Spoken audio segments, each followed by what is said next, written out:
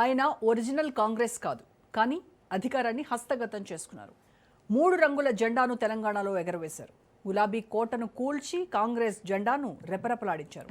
అందుకే అధిష్టానం సైతం ఆయనకే పట్టాభిషేకం చేసింది. 2.5 ఏళ్లు సీఎంగా కొనసాగుతూ ఉన్నారు. అయినప్పటికీ అనుమానాలు మాత్రం పోవట్లేదు.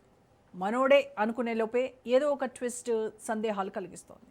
తాజాగా హంసే జోడో అంటూ ప్రధాని చేసిన వ్యాఖ్యలు కాంగ్రెస్లో కాకరేపుతున్నాయి.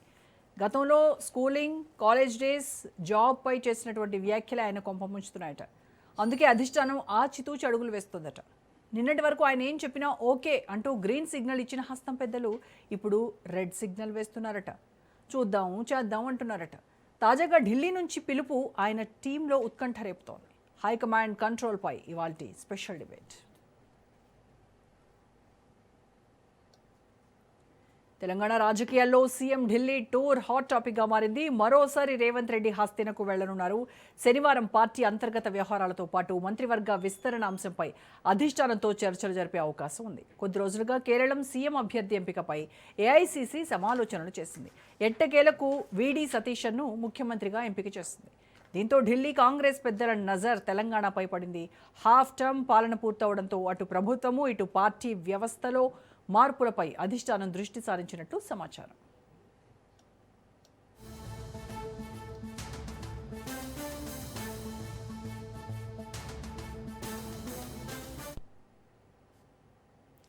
ఇటీవల హైదరాబాద్ పర్యటన వేళ హంసే జోడో అంటూ సీఎం రేవంత్ రెడ్డికి ప్రధాని మోదీ పిలుపునిచ్చారు.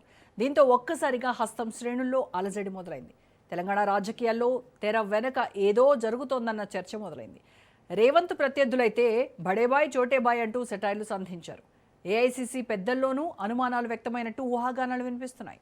అందుకే దిద్దుబాటు చర్యల కోసం రేవంత్ రెడ్డి ఢిల్లీ వెళ్తున్నారనే చర్చ వినిపిస్తోంది.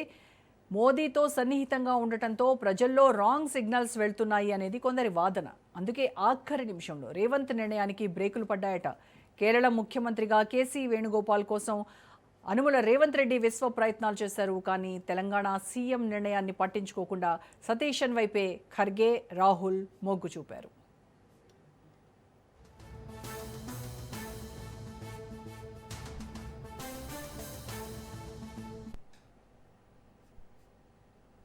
కేరళ ముఖ్యమంత్రి ఎంపిక ప్రక్రియ పూర్తి కావడంతో ఇప్పుడు తెలంగాణపై కాంగ్రెస్ హైకమాండ్ దృష్టి సారించింది.